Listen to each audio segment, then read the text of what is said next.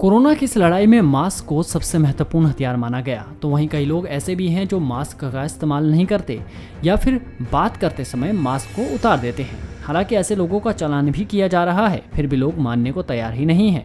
इन्हीं सबको लेकर मन की बात में प्रधानमंत्री नरेंद्र मोदी ने भी मास्क का जिक्र किया, खासतौर पर उन लोगों के लिए जो मास्क का इस्तेमाल सिर्फ दिखावे के लिए करते हैं, यानी नाक को नहीं ढकते, बस कान पर लटकाए घूमते रहते हैं।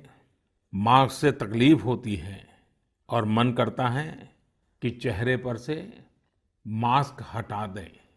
बातचीत करना शुरू करते हैं, जब मास्क की जरूरत होती है ज्यादा, उसी समय मास्क हटा देते हैं। ऐसे समय मैं आपसे आग्रह करूंगा, जब भी आपको मास्क के कारण परेशानी फील होती हो, मन करता हो उतार देना है, तो पल भर के लिए उन डॉक्टर्स का स्मरण कीजिए, उन नर्सों का स्मरण कीजिए, हमारे उन कोरोना वॉरियर्स का स्मरण कीजिए। आप देखिए, वो मास्क पहन करके घंटों तक लगातार हम सबके जीवन को बचाने के लिए जुटे रहते हैं। बता दें कि प्रधानमंत्री नरेंद्र मोदी ने आकाशवाणी पर अपने मासिक रेडियो कार्यक्रम मन की बात की शुरुआत करगिल विजय दिवस के साथ की। पीएम ने कहा कि सेना ने करगिल में जीत का झंडा लहराया था।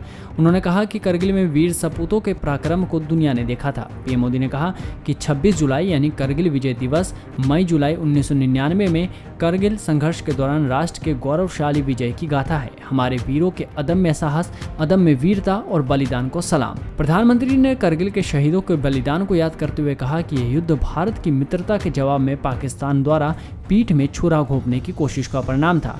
वहीं कोरोना को लेकर पीएम मोदी ने कहा कि आज हमारे देश में रिकवरी रेट अन्य देशों से बेहतर है। पीएम मोदी ने कहा कि हमारे देश में मृत्यु दर दुनिया के अन्य देशों की तुलना में कम है।